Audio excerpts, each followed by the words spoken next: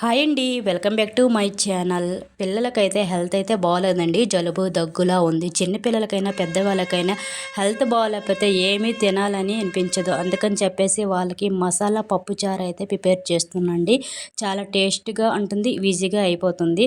ముందుగా టమాటాలు చింతపండు తీసుకొని బాగా ఉడికించుకోవాలి. ఆ తర్వాత అల్లం దంచుకొని తీసుకొని అల్లం, తెల్లుల్లి, ధనియాలు, జీలకర్ర అలాగే కొంచెం మిరియాలు వేసుకొని బాగా దంచుకోవాలండి. తర్వాత ఒక కళాయి తీసుకొని ఆయిల్ వేసుకొని మన పోపు దినుసులు అన్నీ వేసుకొని కొంచెం హింగు కూడా వేసుకోవాలండి. హింగు వేసుకుంటే కొంచెం జీర్ణం అవుతుంది, బాగుంటుంది స్మెల్ కూడా అని చెప్పేసి వేసుకున్నాను. అలాగే పచ్చిమిర్చి, ఉల్లిపాయలు వేసుకొని బాగా అయితే ఫ్రై చేసుకోవాలి. మనం దంచుకున్న అల్లం పేస్ట్ ఉంది కదండి, అదైతే వేసుకోవాలి. వేసుకున్న తర్వాత ఇక్కడ చూడండి మనకి టమాటా అలాగే చింతపండు అయితే బాగా ఉడికిపోయేవి. ఆ తర్వాత పప్పు కూడా నేను ఉడికించుకొని పెట్టుకున్నానండి.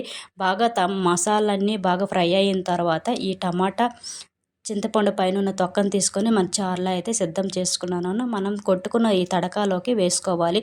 కొంచెం పసుపు అలాగే సాల్ట్ వేసుకొని బాగా అయితే ఉడికించుకోవాలండి. నేను ఆ తర్వాత గరం మసాలా పౌడర్ లేదంటే రసం పౌడర్ ఉంటే కొంచెం వేసుకొని ఇంకా బాగా ఉడికించుకున్న తర్వాత పప్పు మనం ఆల్రెడీ ఉడికించి పెట్టుకున్నాం కాబట్టి అందులో వేసుకోవాలండి. బాగా తిరిగిన తర్వాత వేసుకోవాలి. మనకి వేడి వేడిగా ఘాట్ అయిన మా పప్పుచారు అయితే రెడీ అయిపోయిందండి.